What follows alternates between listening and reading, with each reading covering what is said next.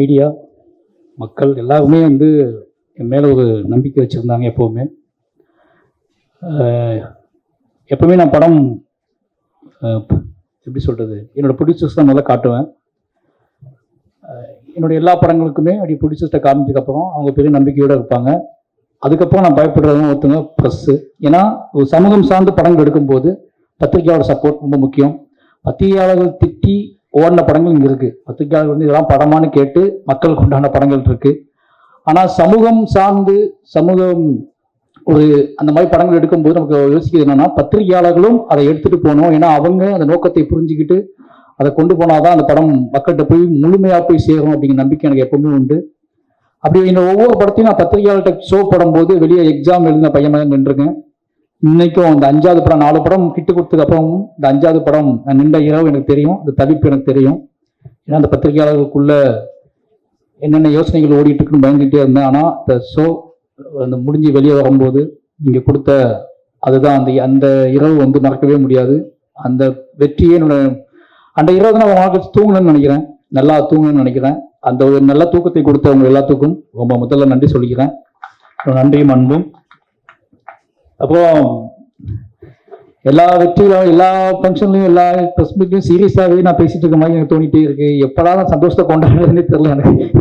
அந்த பாயிண்டே மறந்து போச்சு, எப்படி ஜாலியாக பேசுறதுன்னே மறந்து போச்சு. ஏன்னா எல்லாமே கேள்வியும் அப்படி இருக்கு, சொல்ற பதிலும் அப்படி இருக்கு, எடுக்கிற படமும் அப்படி இருக்கு அப்படின்னு சொல்லி என்னோட இன்டர்வியூல ஏதாவது வந்தால் எங்கள் வீட்டில் பார்க்கறதே கிடையாது. அப்படி ஆயிடுச்சு. நானே அது அந்த இன்டர்வியூ போடுமா அப்படின்னா என் பொண்ணு திட்டி விட்டுறதா, நீ ஏதாவது திட்டி வச்சிருப்ப, சண்டை போட்டு வச்சிருப்பேன், அது எதுக்கு பார்க்கணும்னு சொல்லி. ரொம்ப சந்தோஷமா இருக்கு. என் டீம் இந்த படம் மற்ற படத்தோட இந்த படம் என்ன ஸ்பெஷல் அப்படின்னா எனக்கு ரொம்ப சந்தோஷமான விஷயம், இந்த படத்தில் இருக்கவங்க எல்லாருமே என்னை ரொம்ப நம்பினாங்க. அவங்க வாழ்க்கையை என்கிட்ட கொடுத்தாங்க.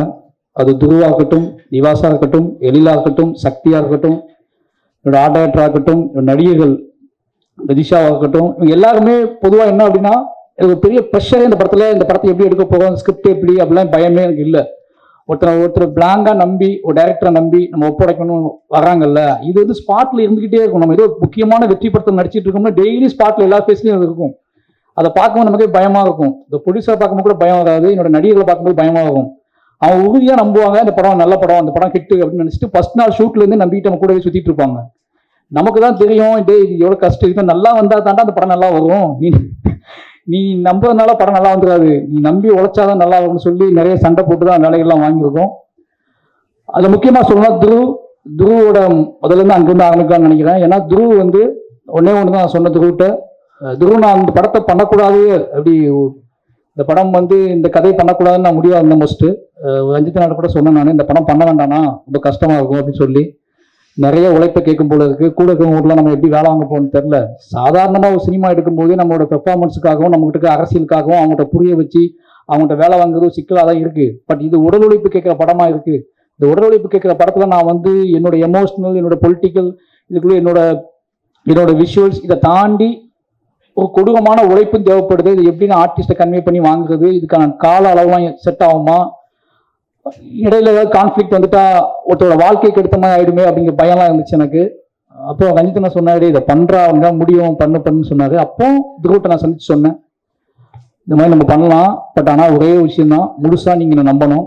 மாரி செல்வராஜ் அப்படிங்கிற ஒருத்தனை நீங்க நம்பணும். அவன் வந்து வாக்கை காப்பாற்றுவான். நம்ம என்ன நினைச்சு போகிறோமோ அதை முழுசா நமக்கு அதை கொடுப்பான்னு நீங்க நம்பணும். ஃபைனலி அந்த ரிசல்ட் நான் சொல்லவே மாட்டேன், அந்த ரிசல்ட் நான் சொல்லவே முடியாது, அது ஆடியன்ஸ் தான் சொல்லணும்னு சொல்லியிருந்தேன். அதை நம்பினா நீங்கள் வரலாம், இல்லைனா இந்த படம் பண்ண வேண்டாம்னு சொல்லியிருந்தேன். 2 வருஷம் அதுக்காக நம்பி உட்காந்துருந்தாப்புல. அந்த நம்பிக்கை தான் இந்த படத்தோட ட்ராவல். அந்த நம்பிக்கை இல்லைனா அந்த படம் தொடங்கப்பட்டே இருக்காது. ஒரு ஆர்டிஸ்ட் வந்து ஒரு ஹீரோவை முழுசா நம்பும் போது அது என்ன மேஜிக் நடக்கும் அப்படிங்கிறத நான் அந்த படத்தோட வெற்றின்னு உணர்றேன். இந்த படம் முழுக்க என்னை எல்லாரும் நம்பினதுக்கு அப்புறம் இந்த படத்தோட அவுட்புட்டு, இந்த படத்தோட மாரி செல்வராஜோட சினிமாவில் இது கொஞ்சம் இது பெஸ்ட்டாக இருக்குது, அவரோட ஃபிலிம் லாங்குவேஜ் மாறி இருக்கு, அவரோட விஷுவல் சென்ஸ் அப்படி இப்படின்னு ஒரே இடத்துல இது எல்லா பாராட்டுக்கும் ஒரு முக்கியமான காரணம் என்னன்னு நான் யோசிச்சேன் அப்படின்னா, எனக்கே வந்து அப்படியா அப்படின்னு யோசிக்கும் போது ஒரே ஒரு காரணம், என்கிட்ட எல்லாரையும் நீ நம்பினாங்க. முழுக்க என்னோட வார்த்தையை மட்டுமே அவங்க கேட்டு ஜட்ஜ்மெண்ட், அதாவது முடிவெடுக்கிற இடம் எனக்கு கொடுத்தாங்க. அது என்ன அப்படின்னா ஒருத்தன் முழுசா நம்பும்போது நமக்கு வந்து அவங்களை இன்னும் திருப்திப்படுத்தணும், அவங்களுக்கு நம்ம கிஃப்ட் கொடுக்கணும், அவங்களுக்கு நம்ம நம்புறாங்க அப்படிங்கிறதுக்காக இறங்கி வேலை பார்த்தது அந்த படம். இந்த படம் அவ்வளோ பெரிய வெற்றி அடைஞ்சதுக்கு காரணம் அவங்களோட உழைப்பு தான். முக்கியமாக அது சொல்ல வேண்டியது வந்து துருவ் சொல்லிட்டு நான் அடுத்து பசுபதி சார் வந்து இந்த கேரக்டர் யார் பண்ணலான்னு முடிவு பண்ணும்போது நான் முடிவு பண்ண இந்த ஏன்னா மண்டக்கில் மட்டும் தான் இருந்துச்சு இந்த படத்தில் 2 ஹீரோ அப்படின்னு என் மண்டக்கில் எப்பவுமே இருந்துச்சு. அது அப்படின்னு நினச்சிக்கிட்டு நான் என்ன பண்ணேன் அப்படின்னா இன்னொரு ஹீரோ தேடியே போயிட்டு இருந்தேன். SSV சாட்டுக்காக சொன்னேன், விஜய் சேதுபதி சாட்டுக்காக சொன்னேன், அப்புறம் நைஸாக விக்ரம் சாட்டே துண்டை போட்டேன் இந்த ப்ராஜெக்டை பெருசாக்கணும்னு சொல்லி. யாரெல்லாம் கண்ணுக்கு ஹீரோவா பெரிய ஹீரோக்கள் இருப்பாங்களோ அவங்களாம் உள்ள கொண்டு வர ட்ரை பண்ணிகிட்டே இருந்தேன். ஏன்னா அந்த அப்பா வந்து ஹீரோவாக எனக்கு தெரிஞ்சுட்டே இருந்தார். அதுக்கப்புறம் தான் யோசித்தேன், நான் வந்து நம்ம ஏன் வந்து ஒரு ஹீரோவை தேடிக்கிட்டே இருக்கோம், ஹீரோ உருவாக்குற வாழ்க்கை தேடணும் அப்படின்னு சொல்லி கன்ஃபியூஸ் ஆகிட்டே இருந்துச்சு எனக்கு. ஏன்னா சரியான ரெஸ்பான்ஸ் கிடைக்கல எனக்கு. அப்போ தான் நான் வந்து பசுபதி சார் முடிவு பண்ணேன். பசுபதி சார்கிட்ட போய் கதை சொல்ல ஆரம்பிச்சதுக்கப்புறம் பசுபதி சார் ஏன்னா இந்த கதையை சொல்லும் போது இந்த கதையை கேட்டு முடித்த உடனே நான் பண்ணுற மாதிரின்னு சொல்கிறேன் அந்த பாயிண்டில் வந்து அதுக்கப்புறம் நீ நம்பினது, நீ ரெடி பண்ணது, என் ஸ்பாட்டுக்கு வந்தது. எனக்கு ஒரு பயம் வந்துகிட்டே இருந்துச்சு. ஏன்னா பசுபதி சார், அமீர் சார்லாம் நான் வந்து இப்போ ஃபஸ்ட் டைமாக ஒர்க் பண்ணுறேன் அப்படின்னால இவங்களாம் சீனியர் ஆர்டிஸ்ட்டு. இந்த சீனியர் ஆர்டிஸ்ட்டை வேலை பார்க்கும்போது நான் வந்து என்னோட ஸ்பாட்டில் வந்து எல்லாத்தையும் மறந்துடுவேன் மீன்ஸ் நான் என்ன வாக்குங்கிறதே மறந்துடுவேன். அப்போ அவங்க என்ன நினைப்பாங்க, நம்மளை தப்பாக நினைப்பாங்களா, என்ன இவன் ஓவரா பண்ணுறான், இவ்வளோ வேலை பார்க்குறான், இப்படி பண்ணுறான் அப்படி பண்ணுறான் யோசிச்சுப்பாங்கன்னு பயந்துகிட்டே இருந்தேன். ஆனால் ஒரு கட்டத்துக்காக தான் தெரிஞ்சு இவங்க எல்லாருமே என்னோட உழைப்பை ரசிச்சிருக்காங்கன்னு சொல்லி, என்னோட உழைப்பை சைக்கோத்தனம்னு சொல்லி கிளம்பி போனவங்க நிறைய பேர் இருக்காங்க, என்னை விட்டுட்டு போனவங்க நிறைய பேர் இருக்காங்க. ஏன்னா உழைப்பு ஜெயிச்சாதான் அதுக்கு வேல்யூ, உழைப்பு தோத்துருச்சு அப்படின்னா அது சைக்கோன்றுவாங்க. என்னோட ஃபர்ஸ்ட் படத்துல வந்து நடந்துகிட்டே இருக்கு எனக்கு. பட் என்னோட உழைப்பை வந்து முதல்ல ரசித்தவங்க என்னோட senior sir Ameer sir, Lal sir, Pasupathi sir, இவங்க 3 பேருமே அவ்வளோ சுதந்திரமாக என்னை பார்த்துக்கிட்டே இருந்தாங்க. நான் என்ன இழுத்தாலும், நான் என்ன சொன்னாலும், இந்த லாஸ்ட் சீன் எடுத்துட்டு இருக்கும்போதெல்லாம் பசுபதி சார் காய்ச்சல் நினைக்கிறேன். என்ன சார் அந்த வயக்காட்டில் இறங்கி அந்த நல்ல சென்னையில் மழைக்காலம், அது மழை பெஞ்சிக்கிட்டே இருக்கு, இடையிட எடுக்கிறோம், நடுங்கிக்கிட்டே இருந்தாரு. நான் நிறைய டேக் போனேன், சார்ட்டை வந்து மாற்றி எடுத்தேன். அவர் அன்னைக்கு அந்த ஷூட் முடிச்சுட்டு நேராக ஹாஸ்பிட்டலில் தான் போய் அட்மிட் ஆனாரு. சாரி சார், அன்னைக்கு நான் உங்களோட சாரியும் கேட்கல, ஒன்றும் கேட்கல, அது எனக்கு தெரியல, அன்னைக்கு முடிச்சு ஆகணும்னு சொல்லி பண்ணேன். நீங்கள் எனக்கு பொறுத்துக்கிட்டு அந்த ஃபுல்லாக பண்ணி கொடுத்தீங்க, ரொம்ப நன்றி. அமீர் சார் ராட்சசன் நினைப்பேன் நான் எப்போவுமே. வர நம்ம உழைப்போம், நடக்கட்டும்னு வந்து அவர்கிட்ட எடுத்துக்கிட்டது தான். நிறைய விஷயங்கள் அவரோட மேக்கிங்லாம் பார்த்துட்டு நான் வந்து யோசிப்பேன். ஒரு சினிமாவை ஒருத்தர் வந்து நம்ம இன்னொருத்தரும் பண்ண போது கிடையாது, அந்த கதைக்கு எவ்வளோ உழைக்கணுமோ அவ்வளோ உழைச்சி கொடுப்போம் அப்படின்னு பண்ணுறதுக்குள்ள அது அவர்கிட்ட எடுத்துக்கிட்டது. அந்த திமிர் எனக்கு ரொம்ப பிடிக்கும், அந்த திமிர்லேருந்து எடுத்துக்கிட்டது தான். அவர் தான் வேணும்னு நெட்டுக்கு நின்றோம் ஸ்கிரிப்டுக்காக. தலைவர் வரலன்னா தலைவர் நாங்கள் கூப்பிடலை. அதித்தி சொல்லிச்சுல்ல, அதித்தி நிறைய சிக்கல்கள் இருந்துச்சு. அப்போ என்ன சொல்றது, அமீர் சார் வேற உள்ள வரமாட்டாகவும் பயமா இருந்துச்சு எனக்கு. அது காரணம் அமீர் சார் சுற்றி நிறைய பிரச்சனைகள் நடந்துட்டு இருந்துச்சு. இந்த பிரச்சனைகளோட எப்படி ஸ்பாட்டுக்கு வருவாரு, ஃபாலோ ஆவார்னு டவுட் இருந்துச்சு. நான் உறுதியாக நம்பினேன், நம்ம நம்புற அந்த சும்மா ஒரு கிரிஞ்சி டேலாக் தான், நம்ம நம்புற ஆத்மாவை உண்மைன்னா அந்த ஆத்மாவை அவங்கள கூட்டிட்டு வரண்டா அப்படின்னு சொல்லி எல்லா இடத்துலையும் கிளீன் மேட் வைங்கடா அப்படின்னு சொல்லி 60 நாளும் கிளீன் மேட்லேயே ஷூட் பண்ணிட்டு இருக்கோம். அந்த கிளீன் மேட்ல யார் வரான்னு கேட்டுட்டே இருக்காங்க. அதை சொல்றதுக்கும் பயமா இருக்கு, அமீர் சார் வரான்னு சொல்றதுக்கும். அதுக்கப்புறம் கடைசியாக தகவல் கிடைச்சிச்சு, அமீர் சார் வரப்போறான்னு சொல்லி அப்ளாஸும் நீலம் ஸ்டுடியோஸும் முடிவு பண்ணி சரி கொடுக்கலாம் வாங்கிக்கோ அப்படின்னு சொல்லி கொடுத்தாங்க. அமீர் சார் வந்தார். அந்த படத்தோட ஆன்மா உள்ள வந்த மாதிரி ஒரு ஃபீல் இருந்துச்சு. ஏன்னா எனக்கு தெரியும் இந்த அமீர் சார் ஏன் இவ்வளோ அமீர் சார் பற்றி நான் பேசணும்னு தெரியும், அதோட பர்சனல் கனெக்ட் இருக்கு. அந்த கேரக்டர் உள்ள அமீர் சார் உள்ள வந்ததுக்கு அப்புறம் தான் நான் இந்த படத்தோட வேகம், இந்த படத்தை எடுக்கிறதுக்கான நோக்கமும் எனக்கு முழுசா நிறைவடைஞ்ச மாதிரி தோணுச்சு. ரொம்ப நன்றி சார். அதை புரிஞ்சுக்கிட்டு நீங்க என்னோட எமோஷனலை புரிஞ்சுக்கிட்டு நடிச்சிங்க. எமோஷனல்னா ஒரு டயட்டோட எமோஷனல் மட்டும் இல்லை, பொதுவாகவே மாரி செல்வராஜ்ங்கிறவன் இந்த படம் ஏன் எடுக்கிறான் அப்படிங்கிறத தெரிஞ்சுக்கிட்டு, இந்த கேரக்டர் நம்மளை ஏன் சூஸ் பண்ணான், இந்த கேரக்டர் அவன் எவ்வளோ நேசிக்கிறான், இதெல்லாம் தெரிஞ்சுக்கிட்டு அதை பண்ணாரு. அதனால தான் அந்த அவுட்புட் கிடைச்சி. அந்த பாம் ஷாட் கூட சொன்னாங்கல்ல, அது எல்லாம் என்கிட்ட கேட்டாங்க, அது என்ன எப்படி நடிச்சாருன்னு கேட்டாங்க. நான் சொன்னேன் அது அமீர் சார் தான் நடிச்சாரு அப்படின்னு சொல்லி. அது அங்கே தான் அப்படியே தான் எடுத்தோம். எனக்கு பயமாக தான் இருந்துச்சு. ஓகேவா சார் நான் கேட்டேன், ஓகே நீங்கள் எடு அப்படின்னு எடுத்தோம். இது வரைக்கும் எங்கிட்ட வந்து அன்கம்ஃபர்டபுளாக எனக்கு பேசவே இல்லை. இப்போ வரைக்கும் நீ ரசிக்கிறாரு, நீ கொண்டாடுறாரு. ரொம்ப நன்றி சார். அப்புறம் வந்து லால் சார், இந்த 3 பேர் முக்கியமானவங்க. Pasupathi sir, Lal sir, Ameer sir 3 பேர் முக்கியமானவங்க. லால் சார் வந்து இந்த கேரக்டர் லால்சா எப்படி அமித்ஷா கேரக்டர் எனக்கு எவ்வளோ முக்கியமோ அதில் லால்சா கேரக்டர் ரொம்ப ரொம்ப முக்கியம்.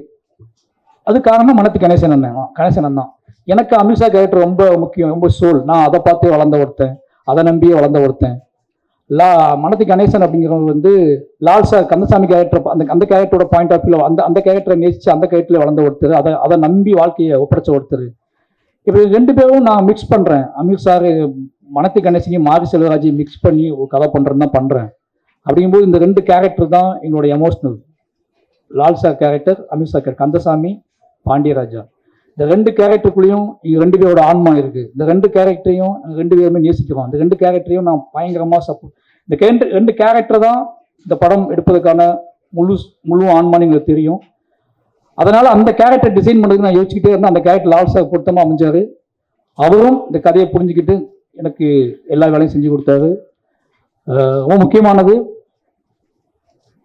அந்த டைலாக்ஸ் எடுக்கும்போது லால்சார்கிட்ட வந்து நம்ம எந்த டைலாக் வாங்கி இந்த படத்தை ஃபுல்ஃபில் பண்ணுவோம். ஏன்னா அந்த அமித்ஷாருக்கும் லால்சாருக்கும் பேசக்கூடிய டைலாக் தான் அந்த படத்தோட மையம்னு எனக்கு நல்லாவே தெரியும். என்னதான் கிட்டானோட வாழ்க்கை இருந்தாலும் இவங்க 2 பேரும் பேசி என்னவா முடிவுக்கு வராங்க அப்படிங்கிறது முக்கியமான விஷயம் எனக்கு தெரியும். அந்த 2 விஷயங்கள் எழுதும்போது மட்டும்தான் நான் ரொம்ப இத்தனை நாள் கற்றுக்கிட்ட சினிமா, கிராஃப்ட், என்னோட வாசிப்பு, இது எல்லாத்தையும் மிக்ஸ் பண்ணி என்னோட அறிவு, என்னோட ஒட்டுமொத்த என் ஊர் சார்ந்த பார்வை, இது எல்லாத்தையும் உள்ளே வச்சு அந்த கேரக்டர் டிசைன் பண்ணேன். அந்த கேரக்டர் 2மே மக்களால் ஏற்றுக்கொள்ளப்பட்டதும், அந்த 2 கேரக்டர் பக்கம் இருக்கக்கூடிய எமோஷ்னல், சண்டை, பகை, நியாயங்கள், தர்க்கங்கள், இது எல்லாமே ஒரு அளவுக்காவது புரிஞ்சு அது ஒரு சமநிலை நோக்கி நகர்ந்ததுக்கு அப்படிங்கிறதுக்கான வெற்றியாக தான் அந்த வெற்றியை நான் பார்க்குறேன். அதை நான் உணர்றேன். திருநெல்வேலி மண்ணிலிருந்து, திருநெல்வேலியில் சார் சொன்னார் நிறைய ரிப்போர்ட்டர் என்னை கேள்வி கேட்டாங்கன்னு.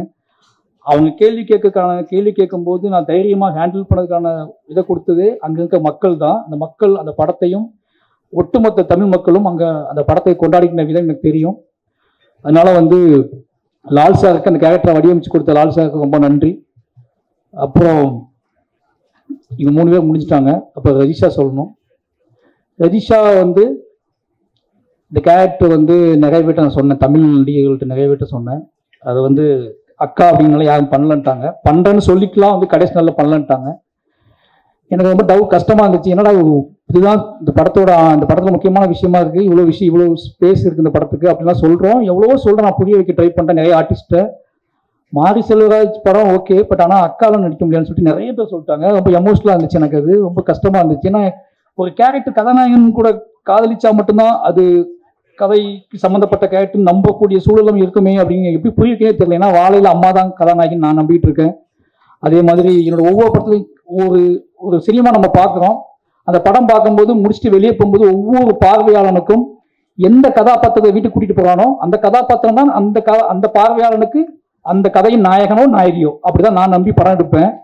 பட் இந்த கேரக்டர் யாரும் பண்ண மாட்டேன்னு சொன்ன உடனே எனக்கு கொஞ்சம் கஷ்டமாக தான் இருந்துச்சு. அப்புறம் தான் ரிஷாவுக்கு ஃபோன் பண்ணேன். ரிஷா ஃபோன் அடிச்சுட்டு எனக்கு இந்த படம் பண்ணணும்னு சொன்னேன். அக்கான்னு சொன்ன உடனே அவங்க ஒன்றும் யோசிக்கல, நான் பண்ணுறேன்னு வந்து பண்ணாங்க. நிறைய உழைப்பு போட்டிருக்காங்க இந்த படத்தில், எனக்கு நல்லா தெரியும். ஏன்னா ஒரு கேரக்டர் பண்ணும்போது பெரிய உழைப்பு போடுறதுக்குள்ள அது ரொம்ப முக்கியமான விஷயம். எனக்கு நல்லா தெரியும். மென்டலாகவும் நிறைய உழைப்பு போட்டிருக்காங்க, அவங்களுக்கு ரொம்ப நன்றி. அப்புறம் அனுபமா பற்றி சொல்லணும். அனுபவம் நான் ஏன் சூஸ் பண்ணேன்னு எல்லாரும் கேட்டுகிட்டே இருந்தாங்க ரொம்ப நாள். ஏன்னா உங்களோட இது அனுபவம் எப்படி இந்த படத்துக்கு வந்தாங்கன்னு சொல்லி. இந்த படம் ஃபர்ஸ்ட் பவுண்டட் ஸ்கிரிப்ட் வந்து வேற ஒரு பாயிண்ட் ஆஃப் வியூவான கதை. ரஞ்சித் அண்ணாவுக்கும் எனக்கு மட்டுமே தெரிஞ்ச கதை. இந்த கதை வந்து ஒரு 50 வயசு ஒரு கணவன் மனைவிக்குள்ள தான் தொடங்கும் இந்த பவுண்டட் முதல் ஸ்கிரிப்ட்.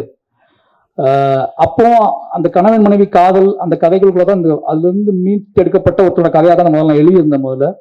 அப்போ எனக்கு ரொம்பவே ஒரு கணவனை தூக்கி பிடிக்கக்கூடிய உடலாலும் உள்ளத்தாலும் அவனை என்ன சொல்றது மீட்டெடுக்கக்கூடிய ஒரு கதாபாத்திரம் வேணும். அதுல நிறைய என்ன சொல்றது ரொம்ப ராவான சீன்ஸ்லாம் எழுதியிருந்தேன். நான் ரொம்பவே நிஜமான சீன்ஸ்லாம் எழுதியிருந்தேன். அதை தைரியமா பண்றதுக்கு நிறைய ஆர்டிஸ்ட்டை போனேன். நான் அந்த சீன்ஸ்லாம் சொல்லிட்டு அந்த சீன்ஸ் சொல்லும் போது நிறைய ஆர்டிஸ்ட் அவாய்ட் வந்து இல்லை இது பண்ண முடியாது சார்னு சொல்லிட்டாங்க. ஏன்னா அந்த பவுண்டட் ஸ்கிரிப்ட் அப்படி இருந்துச்சு அப்போ ஃபர்ஸ்ட். ரஞ்சித் அண்ணாவுக்கு பிடிச்ச ஸ்கிரிப்ட் இப்போ வரைக்கும் அதை நான் பண்ண அர்த்தம். ஏன்னா அது முழுக்க காதலால் நிரம்பி இருக்கும். அந்த கிட்டானோட காதலால் நிரம்பி இருக்கும். அதுக்கு தான் அனுபவம் சூஸ் பண்ணது. அனுபவம் அந்த கதையை நான் சொல்லும் போது அவங்க சூப்பராக இருக்கு சார் நான் பண்றேன் சார்னு சொல்லிட்டாங்க. பட் அதுக்கப்புறம் நான் பேசி அது வேற இடத்துக்கு போய் அது பொலிட்டிக்கலாக வேற ஸ்டைலுக்கு போயிடுச்சு. அப்பவும் அந்த கதை அந்த ராணியோட கதாபாத்திரம் சின்னதாயிடுச்சு. ஆனாலும் நான் மறுபடியும் அனுபவமாட்ட சொன்னேன், இது இப்போ பழைய மாதிரி இல்லை, ஆனால் இப்போ வேற மாதிரி ஆயிடுச்சு, ஆனால் நீங்கள் பண்ண பெட்டராகன்னு தோணுது அப்படின்னு அதுவும் நம்பி எனக்கு பண்ணி கொடுத்தாங்க. அனுகுமா உங்களோட உழைப்புக்கும் அந்த நம்பிக்கைக்கும் ரொம்ப நன்றி. அடுத்து மதன் வந்து என்னோட கிட்டத்தட்ட என்னோட என்ன சொல்றது, மதன் எப்போ வேணாலும் கூப்பிட்டு எந்த கேரக்டர் வேணாலும் கூப்பிட்டு நடிக்க வைக்கலாம், அது எனக்கு நல்லா தெரியும். நான் வந்து யோசிக்கவே மாட்டேன், மதனை கூப்பிடுங்கடான்னு சொல்லுவேன். மதன் வருவார், நடிப்பார், போயிடுவார். சின்ன சின்ன கேரக்டரும் பண்ணியிருக்காரு, பெரிய கேரக்டரும் பண்ணியிருக்காரு. இதில் முக்கியமான கேரக்டர் பண்ணார், சந்தோஷம். அவருக்கு ஒரு விஷயம் ஏன்னா மதனுக்கு நான் கேரக்டர் கொடுத்ததுக்காக மதன் ஃபோன் பண்ணாரா இல்லையோ, சினிமாவில் வந்து நிறைய பேர் ஃபோன் பண்ணி மதனுக்கு நீ இந்த கேரக்டர் கொடுத்ததுக்காக ரொம்ப நன்றி சொல்லிக்கன்னு சொல்லிட்டே இருந்தாங்க. எனக்கு அதான் அப்போ தான் ஆச்சரியமா இருந்துச்சு, மதன் சினிமாவுக்குள்ள எவ்வளோ பேர் சம்பாதிச்சிருக்காரு, எவ்வளோ நட்புகள் வச்சிருக்காரு அப்படின்னு சொல்லி நிறைய பேர் ஃபோன் பண்ணி தலைவா சூப்பர் தலைவா மதனுக்கு இந்த கேரக்டர் கொடுத்துருக்கீங்க அப்படின்னு சொல்லி ரொம்ப நன்றி மதன். அப்புறம் பிரபஞ்சன் எப்படி சொல்லணும், முதல்ல இந்த இடத்துல முக்கியமான விஷயம் சொல்லணும்னு நினச்சிருக்கேன். இதில் வந்து இந்த படத்தில் முக்கியமாக நன்றி சொல்ல வேண்டியது கலையரசனுக்கும் ஹரிக்கும் சொல்லணும்னு நினைக்கிறேன். ஏன்னா அந்த படத்தில் கலையரசன் வந்து துருவு கூட ஒரு 20 நாள் ட்ரைனிங் வந்தார், ஹரியும் இந்த மாதிரி 20 நாள் ட்ரைனிங் வந்தார். 2 கேரக்டரு. நான் எப்படி துருவை கஷ்டப்படுத்தினோ அதே மாதிரி அவங்க 2 பேர்த்தையும் கஷ்டப்படுத்தினேன். ஆனால் எதிர்பார்த்த விதமாக ஹரிக்கு வந்து காலில் அடிபட்டுடுச்சு, திருப்பி ரன் பண்ண முடியல. அந்த ஹரி பண்ண வேண்டிய கேரக்டர் தான் என்னோட அண்ணன் கண்ணன் பண்ணாரு. அந்த அனுபமாவோட அண்ணன் பண்ண கேரக்டர் ஹரி பண்ணிக்கிட்டு இந்த 4 நாள் ஷூட் பண்ணேன். இந்த 4 நாள் ஷூட்டிங்கில் அவருக்கு அடிபட்டுடுச்சு, திருப்பி அவருக்காக தான் வெயிட் பண்ணோம், ஆனால் அது சரி பண்ண முடியல. ஹரிக்கு ரொம்ப நன்றி. ஏன்னா எனக்கு தெரியும் அது இப்போ உங்களுக்கு அது இந்த கேரக்டர் மிஸ் ஆனதில் ஒரு ஃபீல் இருக்கலாம், அதுக்காக மன்னிப்பு கேட்டுக்கிறேன். பட் ஹரிக்கு ரொம்ப நன்றி. அதே மாதிரி கலையரசன் தான் பிரபஞ்சன் கேரக்டருக்காக சூஸ் பண்ண ஒரு கிட்டத்தட்ட 20 நாள் ட்ரைனிங் கொடுத்துட்டு இருந்தேன். அவருக்கும் இதே மாதிரி தான் அடிபட்டுடுச்சு. அப்போ இவங்க எல்லா கேரியரும் நம்ம காலி பண்ணுறோமோன்னு தோண ஆரம்பிச்சிச்சு எனக்கு. ஏன்னா எல்லாத்துக்கும் அடிபடுது, அடுத்து மூவ் ஆக மாட்டேங்குதுன்னு சொல்லிட்டு பயத்தில் தான் நான் வந்து யாருக்கெல்லாம் அடிபட்டா ஒன்றும் செய்யாது அந்த மாதிரி ஆளெல்லாம் கூப்பிடலான்னு முடிவு பண்ணி பிரபஞ்சன் கபடி பிளேயர்லாம் கூப்பிடலான்னு சொல்லி எல்லா கபடி பிளேயரையும் கூப்பிட ஆரம்பித்தோம். கலையரசனுக்கு ரொம்ப நன்றி. ஏன்னா இந்த வெற்றியில் உனக்கும் பங்கு இருக்கு, ரொம்ப ரொம்ப நன்றி. பிரபஞ்சன் கலைக்கு வந்தவர் தான் பிரபஞ்சன் நான் வந்து முதல்ல சொன்னது கலை போயிட்டான், அப்போ நம்ம என்ன பண்ணோம் அப்படின்னா இதுக்கப்புறம் எவ்வளோ அடி விழுந்தாலும் தாங்கக்கூடிய உடம்போட அதை புரிஞ்சுக்கிட்ட வாழ் வேணும். அதனால கபடி விளையாட்ட ஒருத்தர் கூப்பிட்டு வாங்கன்னு சொல்லி பிரபஞ்சனை கூப்பிட்டோம். பிரபஞ்சன் நடிப்பு சொல்லி கொடுத்தோம். நடிப்பு சொல்லி கொடுக்க வேண்டிய அவசியமே இல்லை, ஏன்னா பிரபஞ்சன்கிட்ட ஒரு இயல்பு இருந்துச்சு, அந்த இயல்புக்குள்ள ஒரு புரிதல் இருந்துச்சு, அந்த புரிதலுக்குள்ள ஒரு நம்பிக்கை இருந்துச்சு. அந்த நம்பிக்கையின் அடிப்படையில் கூட டிராவல் பண்ணாரு. ஒரு 3-4 நாள் தான் ஒரு ட்ரைனிங் கிளாஸ் போயிருப்பாரு. ரொம்ப ஈஸியாக பண்ணி கொடுத்தாரு அந்த பிரபஞ்சன் வந்ததுக்கப்புறம் துருக்கு அது பயங்கர சப்போர்ட் ஆயிடுச்சு. பிரபஞ்சன் எனக்கு தெரியல என்னோட ஆர்டிஸ்டா தொடங்குவார்னு நினைக்கிறேன். நன்றி, வாழ்த்துக்கள் பிரபஞ்சன். அப்போ எல்லா நிறைய நடிகர்கள் எங்க ஊர்காரர்கள், அப்புறம் வள்ளிநாயகம் சொல்லலாம் கோச்சுக்குவாரு தலைவர், ஓகேங்களா. அவன் வேற படையை வச்சிருக்கான், அந்த படை வந்து கமெண்ட்ல நம்ம வந்து சாவடிக்குது, நீங்க எங்க அண்ணனுக்கு அது கொடுக்கல, எங்க அண்ணனுக்கு இது கொடுக்கல. எல்லா நாளும் எங்க போனாலும் இது அவன் தான் சொல்லி அனுப்புறானா இல்ல இது எங்க நடக்குதுன்னு தெரியல. ஆனா ரொம்ப ரொம்ப என்ன சொல்றது ரொம்ப மரியாதையான பையன் மாதிரி நின்றுக்குவான், அப்படி பாவமா நின்றுக்குவான். எனக்கு என்னோட பலம் சொல்லலாம் வள்ளி நாயகத்தை, கண்ணன் அண்ணனை, என் ஊர் மக்களை. ஏன் அப்படின்னா நான் படத்துக்கு போகும்போதே ஒருவேளை என் ஆர்டிஸ்ட்டுக்கு என்னோட டீமுக்கு ஏதாவது பிரச்சனை ஆயிடுச்சுன்னா அவங்க டக்குன்னு உள்ள கொண்டு வந்துடலான்னு சொல்லி எல்லாம் என்கிட்ட கேட்டாங்க. பழைய ஆர்டிஸ்டே உங்களுக்கு இருக்காங்களே, உங்களுக்கு நிறைய பேர் உங்க ஊருக்காங்களே இருக்காங்கன்னு கேட்டாங்க. நான் பிளான் பண்ணிலாம் போக மாட்டேன், அவங்களாம் இருக்கவே கூடாதுன்னு தான் போவேன். ஏதாவது சிக்கலாயிடும், அப்போ அவங்களே உள்ள வந்துடுவாங்க. அப்படிதான் வள்ளிநாயகம் உள்ள வந்தாப்புல. வள்ளிநாயகம் எப்படி அமித் சார்கிட்ட வந்து மாஸ்டர் நிறைய அவார்டுகள் வாங்கினாரோ அது மாதிரி வள்ளிநாயகம் என்கிட்ட வந்து அதை பஸ்ஸிங் எடுக்கும்போது நிறைய அவார்டுகள் வாங்கினாரு. அந்த விருதுகளை தான் அவங்க கொண்டு வந்துருக்குன்னு நினைக்கிறேன். அது அவனுக்கு தெரியும், அப்போ அவனை புரிஞ்சுக்கிட்டான், அந்த கேரக்டர் வந்து ரொம்ப ஸ்ட்ராங்கான கேரக்டர் தெரிஞ்சிருச்சு. அப்போ நான் அவனோட உழைப்புக்காக தான் நிறைய ஷார்ட் எடுக்க ஆரம்பிச்சேன். அவனை ஃபர்ஸ்ட் அந்த கேரக்டர் அப்படியே போயிடும். அப்புறம் தான் படம் எடிட் பண்ணி பார்க்கும்போது தான் இவனோட முகம் தேவைப்பட்டுட்டே இருந்துச்சு. எல்லா நாளும் ஷூட்லேயும் அவனுக்கு க்ளோஸ்அப் எடுத்துக்கிட்டே இப்போ சும்மா கூப்பிட்டு அது மாதிரி அவனோட உழைப்பு பாராட்டப்படுறதுல கொண்டாடப்படுறதுல ரொம்ப சந்தோஷம் எனக்கு. என்னமோ நடிகனாக தான் தொடங்குவான்னு தோணுது. ஏன்னு கேட்டிங்கன்னா அவன் எங்கள் பக்கமே வரமாட்டேன்றான். டைரக்ஷன் டிபார்ட்மெண்ட் டிஸ்கஸ் பண்ணிட்டு இருப்போம், என் பக்கமே வரமாட்டான். அதாவது என் கூடவே இருக்கணும், அஸ்னேட் வேலை பார்ப்பாரு, ஆனால் நடிகனா தொடங்குவார். இப்படி இதுதான் இப்போ அவனோட பிளானாக இருக்கு. வாழ்த்துக்கள். யாரும் சொன்னாங்க என்கிட்ட, அதாவது தமிழ் டைரக்டர் தமிழ் இருக்காருல்ல, அவர் மிஸ் பண்ணுற படங்கள்லாம் ஹீரோக்கு போகும், இல்லது அவர் என்ன சொல்றது, அவர் சினிமா விட்டாருன்னா ஹீரோ ஜெயிப்பாரு, இல்லை ஹீரோ சினிமாவுக்கு போயிட்டாருன்னா அவர் ஜெயிப்பாரு, ஏதோ பேசிட்டு இருந்தாங்க என்கிட்ட.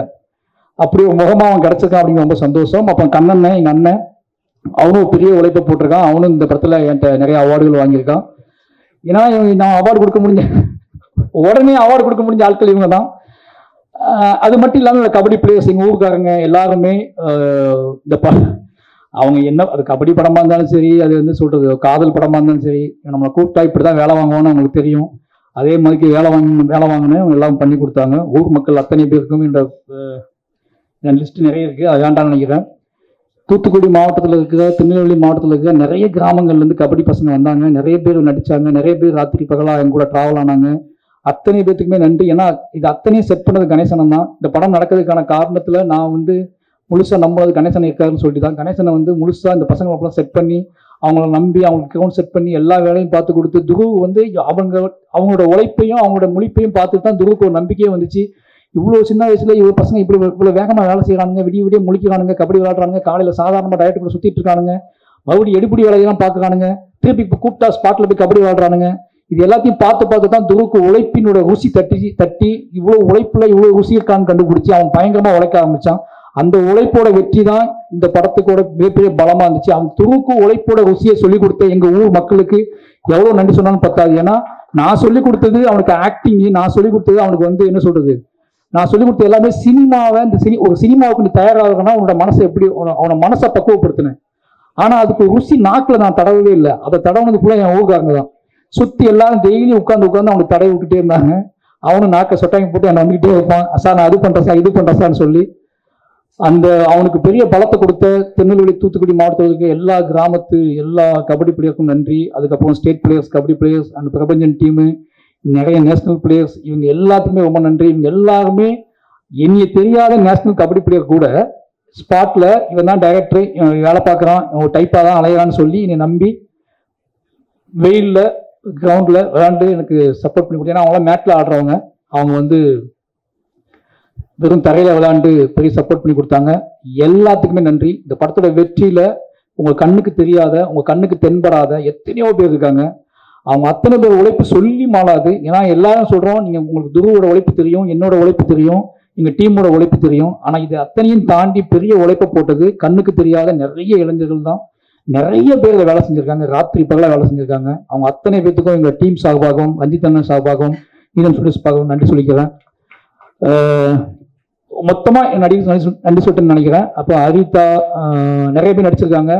இவங்க எல்லாருமே அழகம்பெருமாள் சார் வந்து எப்படி சொல்றது, தம்பி ஒரு மெசேஜ் அனுப்புவாங்க தம்பின்னு சொல்லி, சார் வாங்க சார் ஷூட்டிங் ஸ்பாட் வாங்க சார், அவ்வளோதான். அப்படி தான் அந்த கேரக்டர் ஸ்டார்ட் ஆகும். இனி ரொம்ப நம்பக்கூடிய ஆள் அவரும் இந்த படத்தில் முக்கியமான கேரக்டர் பண்ணி கொடுத்து நல்லா பண்ணி கொடுத்தாரு. அழகம்பெருமாள் சாருக்கு நன்றி. இன்னொரு டீம் சொல்லி ஆகணும். இந்த இடத்துல நடிகர்கள் எல்லாரும் சொல்லிட்டு நினைக்கிறேன், யாராவது மிஸ் பண்ணியிருந்தா மன்னிச்சுக்கோங்க. சாண்டி மாஸ்டரா நடிகர் லிஸ்ட் யாராவது? சாண்டி மாஸ்டர் இந்த படத்தில் என்ன சொல்றது, ப்ரொமோஷன் மட்டும் கபடி டான்ஸ் எடுத்தோம், அதை போட்டு வளைச்சி ஆட வச்சாரு. அவன் கபடியே பரவாயில்ல இருக்கு அப்படின்னு சென்ஸுக்கு போயிட்டான். ஏன்னா ஷூட்டிங் முடிஞ்சுன்னு சொன்னால் ப்ரொமோஷன் ஷூட்டிங் தான் நாங்கள் அதிகமாக பண்ணோம். ஆனால் அந்த பாட்டெலாம் அந்த விஷுவல்ஸ் எல்லாம் ஒர்க் அவுட் ஆகிருக்கு, ஆடியன்ஸுக்கு பிடிச்சிருக்கு அப்படிங்கிற சந்தோஷம். சாண்டி மாஸ்டருக்கு ரொம்ப நன்றி. ஏன்னா எனக்கு ரொம்ப நம்புவார், அந்த விஷுவல்ஸ் கொண்டு வந்தார், ரொம்ப நன்றி. கடைசி என்னோட டீம் நிவாஸ் பிரசன்னா, வெள்ளை ஓனாய் ஃபர்ஸ்ட் நாள் ஷூட்டிங் ஸ்பாட்டுக்கு வந்திருந்தாப்புல தலைவர், இனி பார்க்க திருநெல்வேலிக்கு. ஏன்னா அவருக்கும் திருநெல்வேலி தான், அதாவது அவருக்கு திருநெல்வேலி தான், எனக்கும் திருநெல்வேலி தான். ஆனால் எப்படி தான் வந்தார் அவர் வந்து நான் என்னமோ ஜம்மு காஷ்மீரில் ஷூட் பண்ணிட்டு இருக்க மாதிரி, அவர் வந்து அந்த புதுசாக அந்த ஊருக்கு வந்த மாதிரி வந்து உட்காந்துருந்தாரு. அப்போ நான் பேசிகிட்டு இருக்கும்போது, நான் எங்கே போயிட்டு வந்தேன் காலையிலேருந்து அப்படின்னு கேட்டேன். காலையில் தூத்துக்குடி, திருநெல்வேலி, தென்காசியா, இந்த 3 ஊரில் இருக்க கோயிலுக்கு எல்லா கோயிலுக்கும் போயிட்டு நைட்டு ஸ்பாட்டுக்கு வந்தாப்புல. என் லைஃப்லேயே இந்த வயசில் என் கூட பழக ஆள்கிட்ட இவ்வளோ கோயிலுக்கு போன ஒருத்தர் நான் பார்த்ததே கிடையாது. அப்போ தான் சின்னதாக டவுட் வந்துச்சு எனக்கு, இது சாத்தியமாகுமா, இவ்வளோ சாமி கும்பிட்டு வந்துருக்காப்புலையே அப்படின்னு சொல்லி. அப்போ நான் கேட்டேன், சார் உங்களுக்கு தான் சார் வேண்டிட்டு வந்தேன்னு சொன்னாப்புல. சரி ஓகே அப்படின்னு சொல்லிட்டு ட்ராவல் பண்ண ஆரம்பித்தோம். ஃபர்ஸ்ட் நாள் ஒரு ஸ்டுடியோக்கு போனேன். இந்த நிவாசை பற்றி ஒரு விஷயம் உங்களுக்கு கிடைக்கணும் அப்படிங்கிறத சொல்கிறேன். ஃபர்ஸ்ட் நாள் ஸ்டுடியோக்கு போனால் நல்லா கம்மன்னு என்ன சொல்கிறது, தெய்வீகமாக இருந்துச்சு அந்த இடம். ரொம்ப அமைதியாக ஆரம்பிக்கலாமா சார்னு சொல்லி ஆரம்பிச்சு பழைய சினிமாலாம் பார்ப்போம்ல, லைட்டாக ஹார்மோனியத்தை டச் பண்ணுவாங்கல்ல மியூசிக் டைரக்டர்ஸு, டிங் டிங் அப்படிதான் அந்த பாட்டுகள் ஆரம்பித்தோம். இப்போ டிங் சொல்லி அவன் எப்போ படத்த முடிக்கிறதுன்னு சொல்லி, ஏன்னா அவனுக்கு எப்படி நீ இம்ப்ரெஸ் பண்ணுறதுன்னு தெரில. அதுக்கப்புறம் நான் அவன்கிட்ட ஜாலியாக பேச ஆரம்பித்தேன். அவனோட காதல் கதையை கேட்க அவனுக்கு எப்படி பழகுதுன்னு தெரியல. அவனோட காதல் கதைகள், அவனோட ஒவ்வொரு கதைகள்லாம் கேட்க ஆரம்பிச்சதுக்கப்புறம் அவனுக்கு புரிஞ்சிச்சு அந்த ஆள் ஜாலியான ஆள் தான் போல, நாம தான் சீரியஸாக நினச்சிட்டோம்னு சொல்லி அந்த ஜாலியாக பேச ஆரம்பிச்சு, பழக ஆரம்பிச்சு, அதுக்கப்புறம் சண்டைலாம் போட ஆரம்பிச்சு, 2 பேரும் ஒன்றா சுற்ற ஆரம்பிச்சு அந்த பாடல்கள் நடந்துச்சு. நிவாஸ்கிட்ட பிடிச்சது என்ன அப்படின்னா, நிவாஸ் நிறைய அவார்டு வாங்கியிருக்கான் என்கிட்ட. அந்த அவார்டு வாங்கிட்டு அந்த அவார்டு வாங்கினது தெரியாமல் மறுநாள் காலையில் புதுசாக அவார்டு கேட்பான். சார் பாய் சார், ஏன்னா நேத்தான அவார்டு கொடுப்பேன் அப்படின்னா காலையில் வந்து ஃப்ரெஷ்ஷாக மெசேஜ் போடுவான், ஐ லவ் யூ அப்படின்னு மெசேஜ் போடுவான். நைட் அவார்டு கொடுத்துருப்பேன், காலையில் எனக்கு ஒரு மெசேஜ் வரும். எடுத்து பார்த்தா love you sir, love you love யூன்னு 3 மெசேஜ் இருக்கும். நிவாஸ் வந்து கற்றுக்கிட்டது ஒன்றே ஒன்று தான். ஏன்னா ஒரு கட்டத்தில் நிவாஸ் நான் புரிஞ்சுக்கிட்டேன், அவனுக்குள்ள ஒரு பயங்கரமான ஒரு வெறி இருக்குது. இசை வந்து சந்தோஷ் திங்மிஸ் சந்தோஷ் எனக்கு சொல்லியிருக்காரு, தலைவா அவன்கிட்ட நீ என்ன வேணால் பண்ணிக்கோங்க, அவன் எப்படிப்பட்ட நீங்கள் உங்களுக்கு அவங்க செட் ஆவானு தெரியாது, ஆனால் கண்டிப்பாக அவனுக்குள்ள பயங்கரமான ஒரு மியூசிக் சென்ஸ் இருக்குது, அவன் பயங்கரமான ஆள் தலைவா, அதை மட்டும் நான் சொல்லிக்கிறேன். ஆனால் அவன்கிட்ட எப்படி பழகுவான்னு எனக்கு தெரியல, இதை மட்டும் தான் சொன்னார். அப்படி பயங்கரமான மியூசிக் சென்ஸில் ஒருத்தன் எப்படி மிஸ் பண்ண முடியும்னு சொல்லிட்டு 2 பேரும் அவங்கள ட்ராவல் பண்ண ஆரம்பித்தேன். இந்த படத்தை இவ்வளோ பெரிய குவாலிட்டியாக இவ்வளோ பெருசாக அவன் மாற்றுவான்னு நான் எதிர்பார்க்கவே இல்லை. ஆனால் முழுசாக என்னைய லவ் பண்ண ஆரம்பித்து என்னோட ஆர்ட் ஃபார்முக்கு மரியாதை கொடுத்து ராத்திரி பகலாக வேலை செஞ்சு, என்ன சொல்கிறது, எப்படியாவது என்னை கன்வின்ஸ் பண்ணி என்னைய வந்து அந்த ஐ லவ் யூ நான் திருப்பி அனுப்பணும் அப்படிங்கிறத. அவங்க 50 ஐ லவ் யூ அனுப்பியிருப்பா, நான் ஐ லவ் யூ இப்போதைக்கு அனுப்பவே இல்லை. இப்போ சொல்கிறேன் நிவாஸ், ஐ லவ் யூ, ஓகேங்க. நான் அனுப்பாமலே இருந்தேன், என் ஒய்ஃப் திட்டிக்கிட்டே இருக்கும், ஒரு மனுஷன் உன்னை நம்பி இவ்வளோ ஐ லவ் யூ அனுப்பி வைக்கலாம், நீ என்னதான் ஓவா பெரிய இவர மாதிரி ஒன்றுமே அனுப்ப மாட்டேன். இதே வந்து சந்தோஷ் நாராயணனோ இல்லை வந்து ரகுமான் சாரோ அனுப்பியிருந்தா நீ இப்போ விட்டுருப்பியான்னு கேட்டேன். நான் சொன்னவர்கிட்ட, இல்லை அந்த ஐ லவ் யூ நான் திருப்பி அனுப்புனேன் அப்படின்னா திருப்பி அதுக்கப்புறம் அனுப்ப மாட்டான், அவன் அனுப்பிக்கிட்டே இருக்கட்டும்னு சொல்லி வச்சுருந்தேன். நிவாஸ் நிவாஸோட அம்மா அப்பா சொல்லி ஆகணும், எனக்கு நல்லா ஞாபகம் இருக்குது. இந்த ஃபர்ஸ்ட் நாள் நிவாஸ் வீட்டுக்கு போயிருக்கும்போது நிவாஸோட அம்மா அப்பா என் கையில் பிடிச்சிட்டு சொன்ன முதல் வார்த்தையை மறக்கவே முடியாது, ஏன்பா இங்கே வந்த, சந்தோஷம்னா என்ன, வாழைப்படத்தில் அவ்வளோ அழகா மியூசிக் பண்ணிருக்காங்கப்பா, எதுக்குப்பா இங்கே வந்து நீங்க ஏமா தோசை சாப்பிட்டு போயாப்பா அப்படின்னா அது சொன்ன, அம்மா இல்லைம்மா நிவாஸ் தாம்மா, இல்லைப்பா. அப்போ கடைசி நாள் ஆடியோ லான்ச்லாம் முடிச்சுட்டு ஈவெண்ட்லாம் முடிச்சுட்டு அதே மாதிரி கையை பிடிச்சி சொன்னார், எப்பா இன்னொரு முறை நீ என் வீட்டுக்கு வரணும்பா, நிவாஸ் கூட இன்னொரு படம் பண்ணும்பான்னு சொன்னார். நிச்சயமாக நிவாஸ் கூட நான் இன்னொரு படம் பண்ணுவேன், இன்னொரு படம் இல்லை, எனக்கு வாய்ப்பு கிடைக்கும் போது நிவாஸ் கூட படம் பண்ணுவேன். ஏன்னா நிவாஸ் என் சோல், என்னோட ஏதோ வகையில் நிவாஸை நான் பயங்கரமாக நேசிக்கிறேன். அதுக்கு காரணம் நிவாஸ் வந்து என் லைஃப்லேயே ஃபர்ஸ்ட் டைம் நான் நிறைய அவார்டு கொடுத்து ஒருத்தர் நீ நேசிக்கிட்டே இருக்கானா அது நிவாஸ் மட்டும்தான்.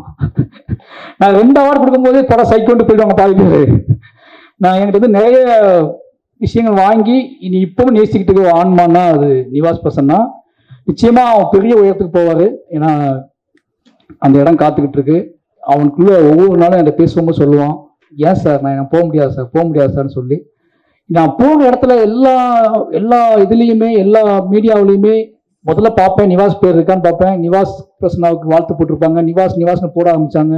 இந்த படம் ஹிட் அடைகிறத விட இந்த படம் தொடக்க இந்த ஆடியோ ரிலீஸ் ஆனதுக்கப்புறம் நிவாஸ்னு சொல்ல ஒரு மாதிரி நம்ம இந்த பாஷா படத்தில் ரஜினி சார் முதல் குத்துவிளக்கு ஏற்றி வைப்பார்ல, அது மாதிரி முதல் குத்துவிளக்கை வந்து மியூசிக்கில் ஏற்றி வச்சோம். லவ் யூ நிவாஸ், நீ கண்டிப்பாக உனக்காக நான் இந்த ப்ரெஸ் மீட்டில் பேசணும்னு நினச்சதே உன்னை பற்றி மட்டும்தான். ஏன்னா நான் நிறைய இடங்களில் உன்னை பற்றி பேசலை. அதுக்கான காரணம் என்னை நிறைய வேற மாதிரி கேள்வியில் கேட்டாங்க. நிவாஸ் ஜம் அவன் வந்து ஒரு பெரிய லெஜெண்டாவுக்கான எல்லா தகுதியும் திறமையும் ஒரு பயங்கரமான ஒரு லவபிள் ஆன்மா, காதலால் நிரம்பி இருக்கிற ஒரு ஆன்மா. பெண்களை எவ்வளவுக்குள்ள காதலிப்பானோ அதே அளவுக்கு ஆண்களையும் காதலிக்கக்கூடிய ஒரு பயங்கரமான ஆன்மா. ரொம்ப நன்றி நிவாஸ். அப்புறம் என்னுடைய எடிட்டர் சக்தி, அவன் பேசிட்டு போனாலாம் பார்த்தீங்கல்ல, உங்களோட பேர் அவன் சக்தி பேசுனது பார்த்தீங்கல்ல, இன்னும் எடிட்டிங் உங்களை இப்படி தான் இருப்பான், எனக்கு கேட்காது. அவன் பேசிட்டு அவன் வந்து அமைதியாக சொல்லுவான். பட் ஆனால் அவனுக்கு ஒரு ப்ரெஷர் இருந்துச்சு. ஏன்னா ஃபர்ஸ்ட் படத்தில் ஒரு ஃபர்ஸ்ட் படத்துலேயே வந்து நான் மாமன் கட் பண்ணா நான் இப்படிதான் ஏதாவது டக்குனு யார் எடிட்டர் என்கிட்ட கேட்டாங்க. என் ஹஸ்பண்ட் வந்து சக்தி போட்டுக்கோங்கடா இப்படிதான் சொன்னேன், யோசிக்காம சொல்லிட்டோமோ அப்படின்னு பயம். ஏன்னா ஒருத்தனை முடிவு பண்ணிட்டோம், திருப்பி அவனை நம்ம திட்டி அவனை ஏதாவது பண்ணலன்னு சொல்லி வருத்தப்பட்டோம்னா அவனுக்கு அவன் லைஃப் என்ன ஆகுன்னு யோசிச்சுட்டு, ஆனால் அவன் பெரிய நம்பிக்கையை காப்பாற்றி என் கூடவே ட்ராவல் ஆகி 2 பேரும் கிளம்பி பாண்டிச்சேரிக்கு போய் ஒரு காட்டுக்குள்ள உட்காந்து எடிட் பண்ணோம் அந்த படத்தை.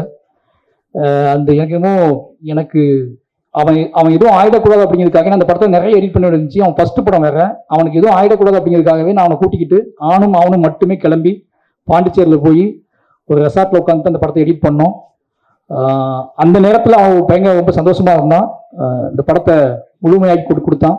நன்றி சக்தி, லவ் யூ. உனக்கும் மிகப்பெரிய இடம் காத்திருக்கு, அடுத்தடுத்த படங்கள்ல நீ கலக்குவ. அதுக்கப்புறம் என்னோட கேமராமேன், நான் ரொம்ப நேரம் பேச யோசிக்காது. இந்த கபிலன் இருக்காருல, சுதி டிவி கபிலன், அவர் வந்து என்ன பண்ணாருன்னா அந்த ப்ரெஸ் ரிலீஸ் ஈவெண்ட் இருக்குல்ல, அங்கே நான் பேசியிருந்தேன். அது கமெண்ட் போட்டு என் ஒய்ஃப் ஸ்கிரீன்ஷாட் எடுத்து காமிச்சிச்சு. இந்த மனுஷன் ஒரு 40 நிமிஷம் 50 நிமிஷம் பேசுவான், கண்டென்ட் கிடைக்கும். ஆனால் யாரோ சொல்லி அனுப்பியிருக்காங்க, ரஞ்சித்தனை தான் சொல்லி அனுப்பினேன், கம்மியாக பேசிட்டு வாடா அப்படின்னு சொல்லி அனுப்பினேன் எனக்கு நிகழ்ச்சியில். அதனால இப்போ எல்லாத்தையும் சொல்லுமேங்க சொல்கிறேன். எழில் வந்து என்னோட 15 வருஷமா என்னை நேசிக்கிற ஒரு பையன், தம்பி. நான் பிளாக்ல எழுதிட்டு இருக்கும்போது என்னோட எழுத்து படிச்சுட்டு அவன் இன்ஸ்டியூட்ல படிச்சுட்டு இருந்தான். இன்னைக்கு கிளம்பி பார்க்க வந்தான். எனக்கு ஆச்சரியமா இப்போ வரைக்கும் எனக்கு எப்படா ஒருத்தன் 15-16 வருஷத்துக்கு முன்னாடி எழுத்து படிச்சுட்டு அவன் கேமராமேன் படிச்சுட்டு அவன் கேமரா படிச்சுட்டு இருக்கான், நான் அசிஸ்டன்ட் டைரக்டர். அப்பவே நீ தேடி ஆஃபீஸ்க்கு வந்து அண்ணன்னு கூப்பிட்டு என் கூட டிராவல் ஆகி வீட்டுக்கு கூட்டி போய் சாப்பாடு போட்டு என்னை பார்த்துக்கிட்ட ஒருத்தன், என்னை நேசிச்ச ஒருத்தன்.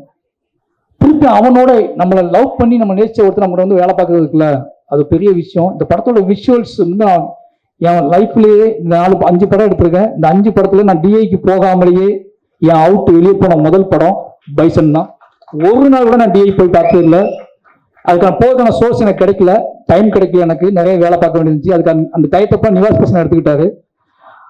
ஆனா ஏன்னா நான் என்கிட்ட கேட்கறான், நீங்க பார்க்கவே இல்லை அவுட் கொடுக்கட்டுமான்னு கேட்கறான். நீ கொடுத்துறா, உன்னை நம்புறேன்டா அப்படின்னு சொல்லிட்டேன். ஆனாலும் ஒரு பயம் வந்துட்டே இருந்துச்சு. நம்ம ஃபர்ஸ்ட் டைம் நம்ம லெத்தாஜிக் ஆகிட்டோமா, நம்ம அவுட் நம்ம பார்க்காமலே வெளியே போகுது, ஓகேவான்னு நைட்லாம் தூக்கமே இல்லை.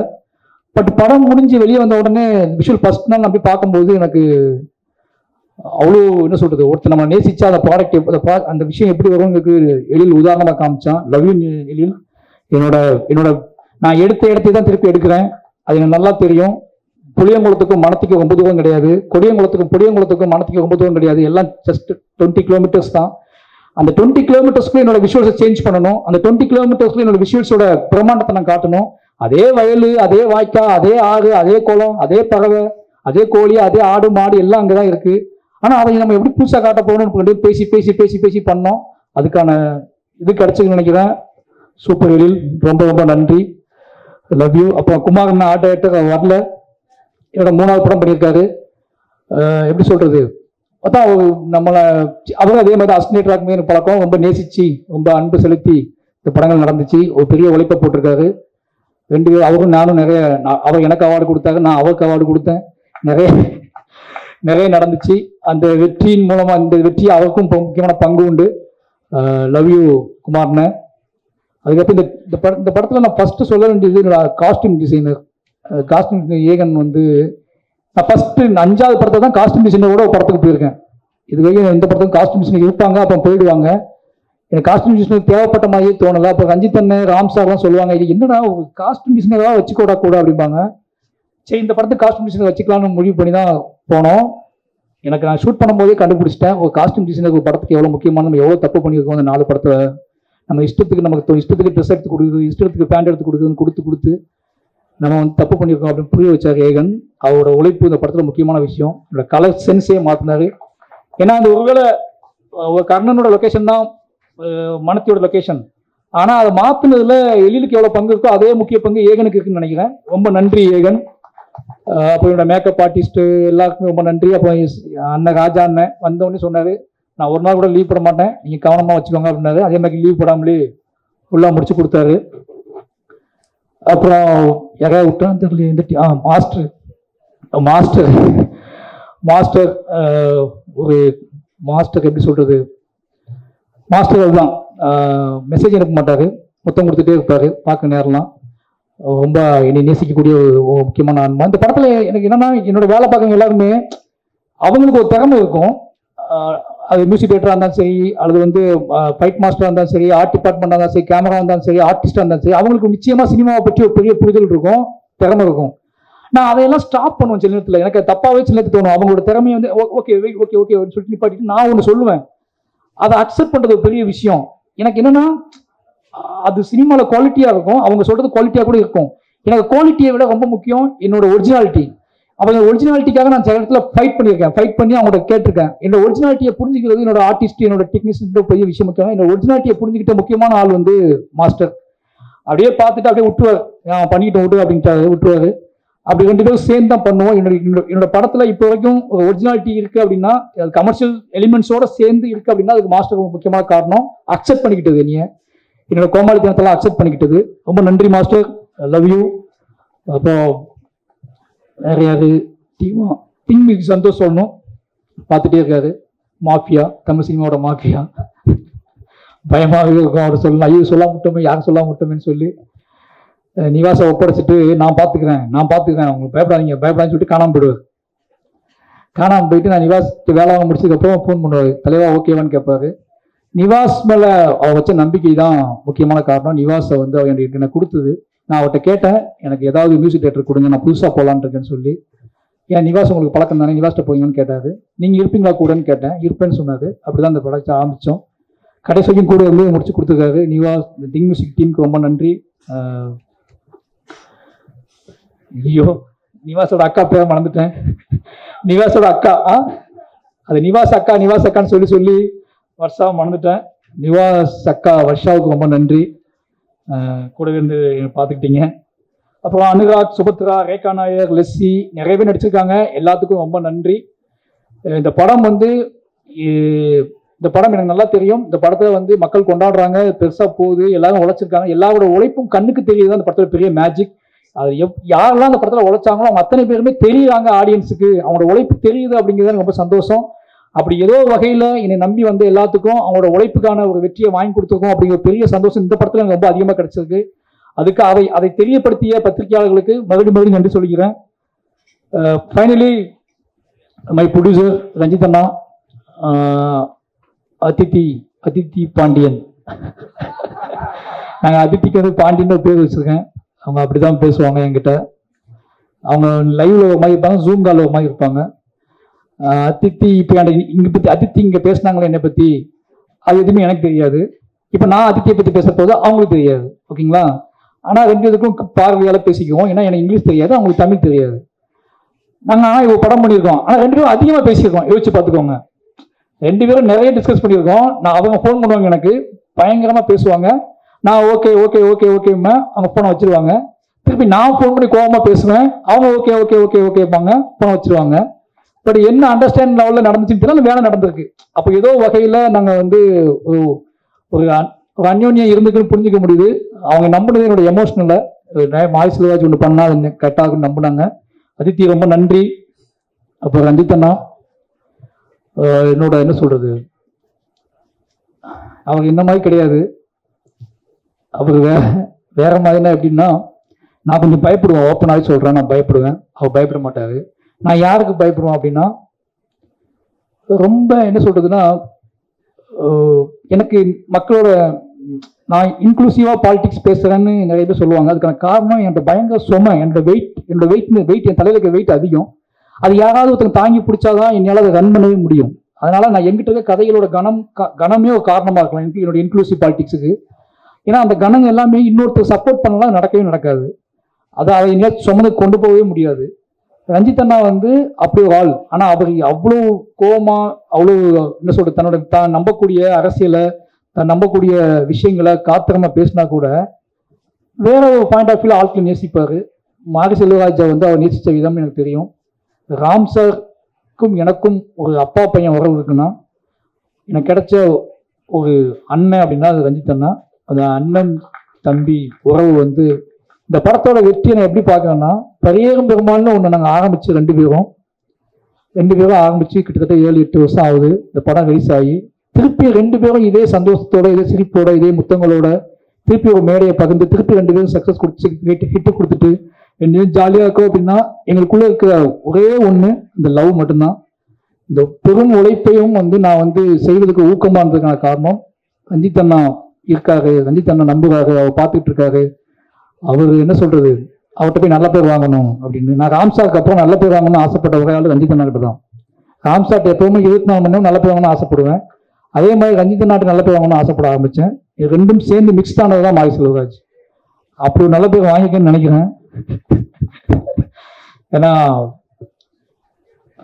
பெரிய பெருமாளுக்கு லவி சொன்னாரு, இந்த படத்துக்கும் லவி சொன்னாரு, என்னுடைய எல்லா படத்துக்கும் சொல்லுவாரு, என்னை பார்க்கும் போதெல்லாம் சொல்லுவாரு. அந்த அன்பை பாதுகாப்பதற்காகவே நான் தொடர்ந்து எங்கிட்ட இருக்க சில விஷயங்களை பாதுகாத்துக்கிட்டு இருக்கேன். ரொம்ப நன்றினா. எனக்கு ஆச்சரியமா இருக்கு, இது சரியா முடிஞ்சிடுமான ஒரு பயம் இருந்துச்சு. நம்ம பெரிய பெருமாளுக்கு அப்புறம் 2 பேரும் ஒன்றா சேர்றோம். இது வந்து இது நீளத்துக்கும் உங்களுக்கும் எனக்கும் இல்லை நம்மளை பார்த்துக்கிட்டு இருக்க எல்லாத்துக்கும் இது முக்கியமான படமாகவும் நம்மளோட ஆகச்சிறந்த படமாகவும் இருக்கும்னு ஆசைப்பட்டேன். அது ஒவ்வொரு நாளும் பெரிய பயத்தை கொடுத்துச்சு, பதட்டத்தை கொடுத்துச்சு. எப்படி பெரிய இப்போ துருவுக்கு முன்னாடி விக்ரம் சார் அப்படிங்கிற ஒன்று வைக்கிறாங்கல்ல, அதே மாதிரி எனக்கு முன்னாடி எப்பவுமே ரஞ்சித் அண்ணா, ராம்சான்னு ஒன்று இருந்துகிட்டே இருக்கும். இவன் நம்பிக்கை நம்ம காப்பாற்றுவோமா, இவன் நம்பிக்கை நம்ம காப்பாற்றுவோமான்னு சொல்லி. இந்த படத்தோட வெற்றி நான் எப்படி பார்க்கறேன்னா, முழுக்க நான் 2 பேருமே இன்னைக்கு பக்கத்தில் உட்காந்து விளையாண்டுக்கிட்டு இருக்கோம் அப்படிங்கிறது, எங்களை விளையாட வைத்த சந்தோஷமா உங்க முன்னாடி சிரிக்க வச்ச வெற்றி தான் தான் பார்க்குறாங்க. 2 பேருமே மை மறந்து இருக்கோம் அப்படின்னா அவ்வளோ பெரிய வெற்றியை கொடுத்த தமிழ் மக்களுக்கு எவ்வளோ நன்றி சொன்னாலும் பத்தாது. 2 பேரும் அவ்வளோ சந்தோஷமா இருக்கும். இந்த சந்தோஷம் முழுக்க தமிழ் மக்களால் கொடுக்கப்பட்டது. 2 பேரை பத்தி நீங்க கான்ஃபிளிக்டா பேசிட்டே இருக்கீங்க, ஆனா அந்த 2 பேரை சந்தோஷமா வச்சுக்கிறதும் மொத்த தமிழ் மக்கள் தான். 2 பேரை மட்டும் மாரி செல்வராஜ், ரஞ்சித் மாரி செல்வராஜ் பேசிட்டே இருப்பீங்க. ஆனா எங்களை அதிகமா நேசிக்கிறாங்கன்னு எங்களுக்கு நல்லா தெரியும். அந்த நேசிப்புக்காக தொடர்ந்து உண்மையா இருக்கணும் 2 பேரும் முடிவு பண்றோம். 2 பேரும் அதுக்கான வேலை செஞ்சுட்டே இருக்கோம். ரஞ்சித்னா லவ் யூ. ரொம்ப இந்த என்ன சொல்றது, நான் நீளத்துக்கு வந்து திருப்பியும் படம் பண்ணிக்கிட்டே இருப்பேன். ஓகேங்களா? அது நீங்க கேட்கணும் அவசியமே இல்லை. போர் அடிச்சா கூட நான் நீளத்துக்கு படம் பண்ணுவேன். படமே இல்லாதப்ப அமைதியா இருப்பேன்ல, எனக்கு வாய்ப்பு மறுக்கப்படும் போது நீங்க எனக்கு கூப்பிட்டு படம் கொடுக்கணும். அப்புறம் அப்ளாஸ் சமீர் நாயர் அதே மாதிரி தான். ஒரு 10 பேர் இருக்காங்க. அவங்க என்ன பேசுவாங்க எனக்கு தெரியாது, ஆனால் அவங்க என்ன லவ் பண்றாங்க. ஓகேங்களா? 10 பேர் வருவாங்க பாம்பேல இருந்து. என் ஆஃபீஸ்க்கு வந்தாங்க, என் கூட ஒரு நாள் நைட்டு ஃபுல்லாக ட்ராவல் பண்ணாங்க, நைட் தங்கினாங்க. இனி பாராட்டிக்கிட்டே இருப்பாங்க. நான் தேங்க்யூ சொல்லுவேன். இனி ரொம்ப நேசிச்சாங்க. இப்போ வரைக்கும் சமீர் நாயக் வந்து எனக்கு மெசேஜ் அனுப்பிட்டே இருப்பாரு. ஒவ்வொரு ரிவ்யூவையும் ஒவ்வொரு விஷயத்தையும் எடுத்து மெசேஜ் அனுப்பிட்டே இருப்பாரு. ரொம்ப ஹாப்பியாக இருக்கும். எனக்கு என்ன ரிப்ளை பண்ணுன்னு தெரியாது, நான் இதயத்தை அனுப்பிக்கிட்டே இருப்பேன். அந்த இதயமே அவருக்கு போதுமானதாக இருந்துச்சு. அப்ளாஸ் டீமுக்கு ரொம்ப நன்றி. மாரி செல்வராஜை ரொம்ப நம்பினதுக்கு, எனக்கு நான் கேட்ட எல்லாத்தையும் செஞ்சு கொடுத்ததுக்கு ரொம்ப நன்றி. இந்த படத்தில் லிரிக் ரைட்டர் இல்லை, அறிவு பாட்டு எழுதியிருக்கான். நானும் அறிவு சேர்ந்து எழுதணும். அறிவு ரொம்ப நன்றி. அறிவு வீடனுக்கு நன்றி. ஏன்னா இவங்க 2 பேருமே நான் கூப்பிட்டோன்னே இந்த பாடி கொடுத்தாங்க. மற்ற என்னோட பாடல்கள் எல்லாத்துக்குமே ரொம்ப நன்றி. ஏன்னா நான் நிறைய அவங்க கிட்டத்தட்ட நிவாசம் நானும் சேர்ந்து அவங்க மாற்றி பாட வச்சோம். எல்லா பாடல்களுக்குமே ரொம்ப நன்றி. இந்த படத்தில் நான் லிரிக் எழுதுக்கு மெயின் காரணம் வந்து யுகபாரதி அண்ணா தான். அது சொல்லியிருக்கேன். ஏன்னா எல்லாருமே இல்லை, எல்லா வேலையும் நீயே பார்த்தா எப்படிறான்னு கேட்குறாங்க நிறைய பேர். ஏன் மற்ற லிரிக் ரைட்டர் கொடுக்கலாங்கன்னு சொல்லாங்க. யுகபாரதி அண்ணா ஒரு நாள் என்ன சொன்னாரு, டேய் நீ உள்ள ஆல்பம் எழுதி பாரு, அந்த கதையோட சம்மந்தப்பட்டே அது இருக்கும், நீ முழு ஆல்பம் ஒன்று எழுதி பாருன்னு சொன்னாரு. அதுக்காக எழுதப்பட்டது தான் இந்த முழு ஆல்பமுமே. அவருக்கு ரொம்ப நன்றி. இந்த பாடல் சிறப்பாக வந்ததுக்கு காரணம் யுகபாரதி அண்ணா காரணம். யுகபாரதி அண்ணா உங்களுக்கு ரொம்ப மிஸ் பண்ணுறேன். ரொம்ப நன்றி. கடைசியாக பைசன் காலமாடன், இவ்வளோ நேரம் என்னோட டீமை பற்றி நான் பேசுறது நீங்கள் பொறுமையாக கேட்டதுக்கு ரொம்ப நன்றி. நான் யாராவது மிஸ் பண்ணியிருந்தா மன்னிக்கணும். ரொம்ப எமோஷனலான ஒரு படம். இந்த படம் என்னோட எல்லா படமும் அப்படி இருக்குன்னு சொல்லுவேன் டைலாக்கு. பட் ஆனால் இது வந்து ரொம்ப பரபரப்பான சில விஷயங்களை நம்ம வந்து துணிஞ்சு எடுக்கிறோம். சில விஷயங்கள் இது எப்படி புரிந்து கொள்ளப்படும் அப்படின்னு ஒரு நிறைய மனசுக்குள்ள நிறைய கணக்குகள் போட்டு நிறைய பிளான் பண்ணி திட்டமிட்டு அந்த திட்டத்துக்குள்ள ஒரு எமோஷனல் வச்சு எடுக்கப்பட்ட படம் தான் பைசன் காலமாடன். மனத்து கணேசன் அப்படிங்கிற ஒருத்தரை அவரும் நானும் சேர்ந்து பலமாக விவாதித்து அவர் கூட அவர் இனி நம்பினாரு. அந்த நம்பிக்கையை காப்பாற்றணும் எடுத்த படம். இன்னைக்கு அந்த படத்தோட ரிசல்ட் பார்க்கும்போது, இந்த படத்தோட ரிசல்ட்டை தாண்டி எனக்கு வர மெசேஜ், என்னை தேடி பேசுகிறவங்க, என்னை ஃபோன் பண்ணி பேசுகிறவங்க, சவுத் தமிழ்நாட்டில் கூடிய இளைஞர்கள் இருக்கக்கூடிய இந்த படத்துக்கான ஆதரவு, இது எல்லாத்தையும் பார்க்கும்போது ஏதோ நம்ம இவ்வளோ நாள் கற்றுக்கிட்ட விஷயத்தை வச்சு ஒரு நல்ல விஷயம் பண்ணியிருக்கோம் அப்படிங்கிற பெரிய நம்பிக்கை கொடுத்துருக்கு. அந்த நம்பிக்கை கொடுத்ததுக்கான காரணம் இந்த மக்கள் இந்த படத்தை ஏற்றுக்கொண்டது தான். நிறைய எங்கிட்ட பிள்ளைகள் இருந்திருக்கு, நிறைய விஷயங்கள் இருந்திருக்கு, நான் நிறைய முரண்பட்டிருக்கேன், நிறைய விஷயங்கள்.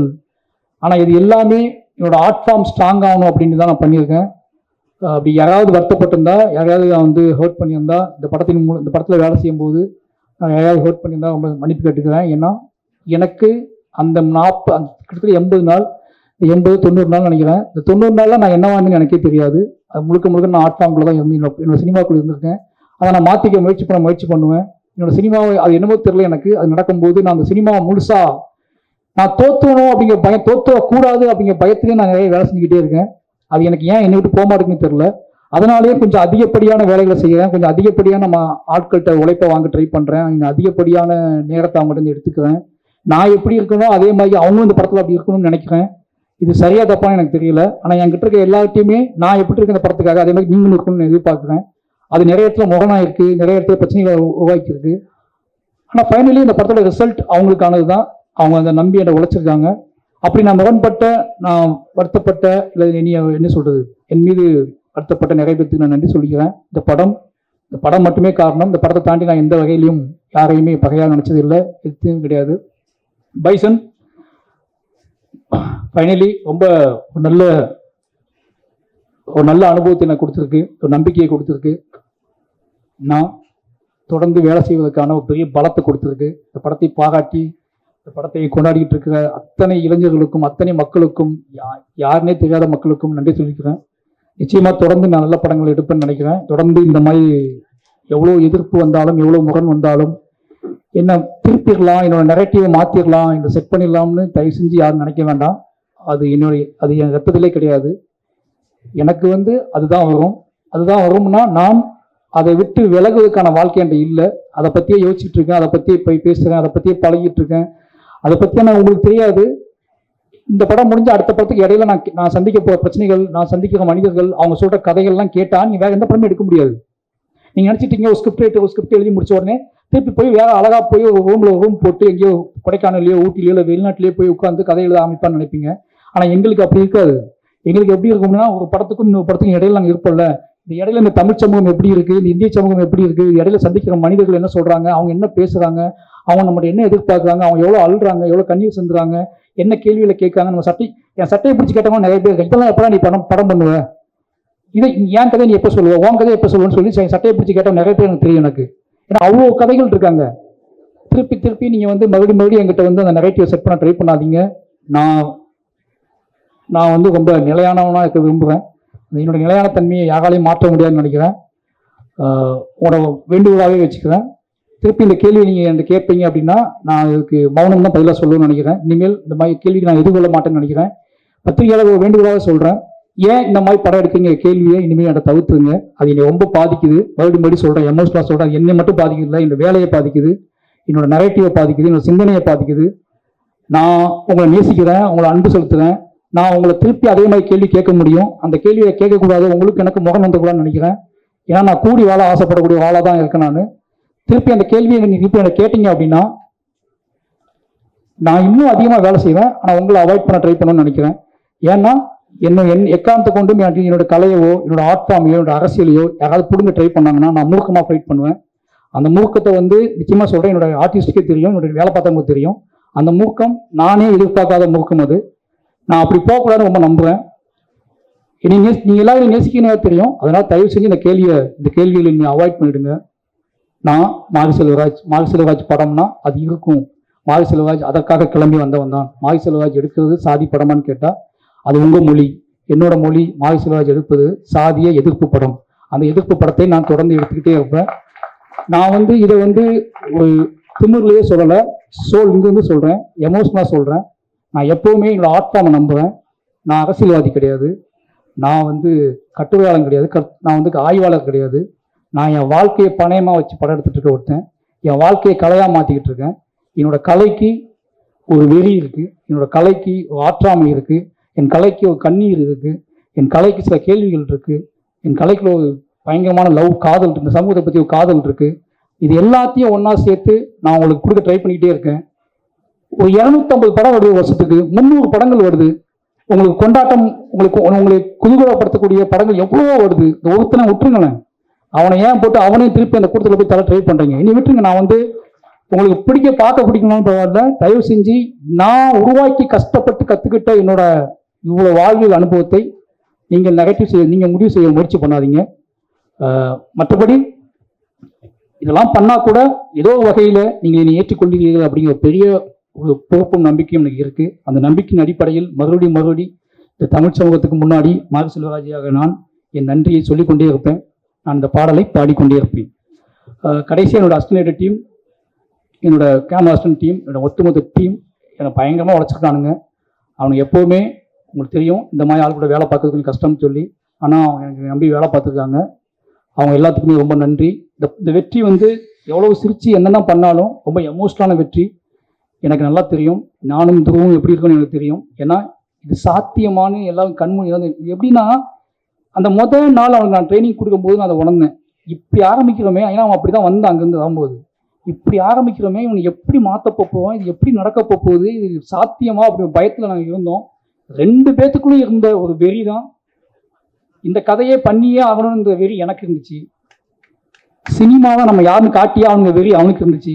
இந்த 2 பேரோட வெறி தான் இந்த படத்தை இத்தனை தூரம் இத்தனை உழைப்பின் தூக்கி கொண்டு வந்து சேர்க்கறதுக்கு ஒரு முக்கியமான காரணமாக இருந்துச்சு. எங்களோட உழைப்புங்கிறது நம்ம உழைப்பின் மூலமாகவே வெற்றி பெற வேண்டும்னு ஆசைப்படக்கூடிய ஆளாக நாங்கள் இருக்கோம். எங்கள் உழைப்பின் பாதையை மாற்ற முயற்சிக்காதீர்கள். உங்கள் அனைவருக்கும் மறுபடியும் நன்றி. பைசன் ஏற்றுக்கொண்ட அத்தனை மக்களுக்கும் ரொம்ப நன்றி. என்னோட டீமுக்கு ரொம்ப நன்றி. கடைசியாக என்னோட குடும்பம் வந்து சொல்லி ஆகணும். நான் பதட்டமான ஒரு வாழ்க்கையிலேயே இருக்கிற மாதிரியான ஒரு தோற்றத்தை அவங்களுக்கு கொடுத்துக்கிட்டே இருக்கேன். ஒரு சினிமா இயக்குனர் வெற்றி பெற்றதுக்கப்புறம் அது எவ்வளோ பெரிய கொண்டாட்டமாக இருக்கும், அந்த கொண்டாட்டம் எப்படிப்பட்டதாக இருக்கும் அப்படின்னு அவங்க பார்த்துருப்பாங்கல்ல, கேள்விப்பட்டிருப்பாங்க. அப்படி கொண்டாட்டத்தை நான் அவங்களுக்கு கொடுக்கல. ஏன்னா ஃபோன் வந்தால் பயப்படுவாங்க, நான் யார்ட்டையாவது பேசினா பயப்படுவாங்க. அதுக்கான காரணம் என்னென்னா, ஏதோ ஒரு வகையில் நான் டிஸ்டர்பாகவே இருக்குன்னு நினைப்பாங்க. ஆனால் அவங்கள்ட்ட சொல்லிக்கிறேன், நான் ரொம்ப நிறைவாகவே இருக்கேன். என் மனசில் கடைசி என்ன சொல்கிறது, நீங்கள் எல்லாத்தையும் பேசிட்டேன்னு நினைக்கிறேன். இனிமேல் அவங்க எனக்கு தொந்தரவு பண்ண மாட்டாங்க அப்படின்னு நான் சொல்லிக்கிறேன். அப்போ இன்னொரு முக்கியமான விஷயம் நான் வந்து ஏதோ இன்டர்வியூ சொல்லும்போது நடந்துச்சு சொன்னாங்க. அது நான் ஏதோ தப்பாக சொல்லிட்டேன்னு சொல்லி, கதாநாயகிகள் கருப்பாக இருக்க கதாநாயகிகளை ஏன் சூஸ் பண்ண மாட்டேங்க என்கிட்ட கேட்டாங்க. நான் சொல்கிறேன், இது வரைக்கும் எந்த ஆர்டிஸ்ட்டையுமே வந்து அவங்க இந்த கலரில் இருக்காங்க, இவங்க எவ்வளோ அழகாக இருக்காங்க, நான் எந்த ஆர்டிஸ்ட்டையும் பார்த்தது இல்லை. நாங்கள் எல்லாருமே வந்து எப்படி சொல்கிறதுனா, நாங்கள் எல்லாருமே வந்து யார் இதுக்கு முழுசாக உழைப்ப போடுவாங்களோ, யார் நம்ம நம்புவாங்களோ அவங்க கூட தான் நான் வேலை செஞ்சுக்கிட்டே இருக்கேன். அவங்களுக்காக தான் நான் வேலை செஞ்சுக்கிட்டே இருக்கேன். இது ஒருவேளை அப்படி நிகழாமல் இருக்குன்னா அதை நிகழ்த்துவதற்கும் நாங்கள் ஆசைப்படுறோம். அதை அப்படியான ஒரு சினிமாக்குள்ள அப்படியான சாத்தியக்கூறுகள் வரணும்னா அது எங்கள் மூலமாக தான் வரணும்னு நீங்கள் ஆசைப்பட்டீங்கன்னா அதுவும் நடக்கும். அதை நாங்கள் செய்வோம்னு நினைக்கிறேன். அப்படியாப்பட்ட படமே நான் எடுப்பேன். அது ஒருவேளை ஏன்னா உங்களுக்கு நல்லாவே தெரியும், சினிமா வந்து காம்ப்ரமைஸில் ஒரு இடத்துல இருக்குது. ஏன்னா முதலாளிகள் இருக்காங்க, பட்ஜெட் இருக்குது, பணம் இருக்குது, ஆடியன்ஸோட மனநிலை இருக்குது. இதுக்குள்ளே தான் எங்களோட தேவையை நாங்கள் பூர்த்தி பண்ணிக்கிட்டு இருக்கோம். அப்படியாப்பட்ட அந்த காம்ப்ரமைஸ்க்குள்ளே எங்களுக்கிட்டே இருக்குது. நான் அதை இல்லைன்னு சொல்லலை. அந்த காம்ப்ரமைஸை எப்படி சொல்கிறேன்னு தெரியாமல் நானும் பல மொழிகளில் சொல்கிறேன், பல பேர் சொல்கிறேன். திருப்பி அந்த கேள்வி எல்லா விஷயத்தையும் எங்ககிட்ட கேட்குறீங்களா, நீங்கள் எந்த கேள்விக்கு எந்த பதில் சொல்லணும்னு எனக்கு தெரியல. தயவு செஞ்சு சொல்கிறேன், அப்படி அந்த கேள்வி தப்பாக புரிஞ்சிக்கப்பட்டுச்சுன்னா மன்னிப்பு கேட்டுக்கிறேன். அது எந்த பிரச்சனையும் கிடையாது. ஆனால் ஒருவேளை நீங்கள் அதை விரும்புறீங்க அப்படின்னா, அப்படியான ஒரு சினிமா உங்களுக்கு வேணும் அப்படின்னா, அந்த சினிமாவை எடுப்பதற்காக மாரி செல்வராஜும் பா ரஞ்சித்தும்